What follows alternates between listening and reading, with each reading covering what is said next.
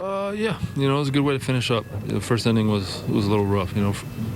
First hitter ground ball, second hitter made the pitch I wanted to make, and he actually made a really good swing on it, and the rest of the inning was not good. But we were able to bounce back and navigate our way through that game.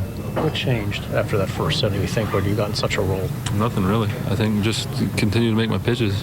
Didn't go our way in the first inning, but that's what happens when you're not throwing strikes. I think I had 2 walks, a hit batter, and a base hitter too. And it snowballed there, but like I said, we were able to get back on the horse and navigate our way through that game. Because it's Toronto, is it bigger for you? Is it bigger for you personally and for the team to win this and take 2 out of 3? It's a big series win, yeah. It's a huge series win. I think all the way throughout it was good baseball. We played some pretty close games there for throughout the series, and to come out on top is huge. When there's inconsistency in the strike zone, is it difficult to, do you feel like you have to adjust to it? How do you kind of approach the situation like today? I try not to. I've seen it so many times where there's nothing you can do. You only control what you can control. Worry about what you can't control. And once the ball leaves your hand, your job's done, except for if you're backing up the base, which hopefully isn't the case. But you try and stay out of that stuff and let the catcher and the coaching staff do their job. Chris, did you incorporate the slider more as you went along today?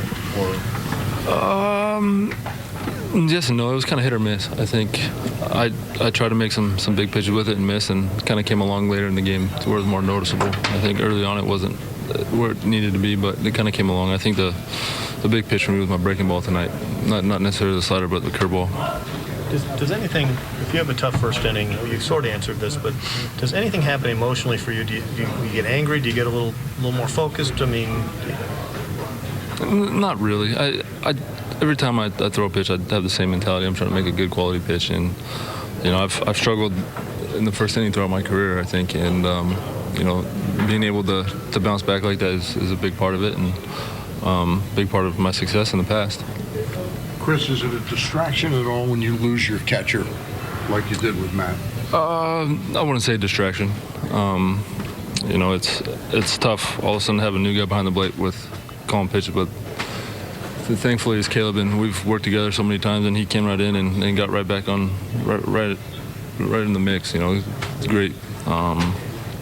Great mix of pitches there from him, and called some pitches I hadn't thrown all game, and it's good to see. Thank you. Thank you. Thanks, Chris.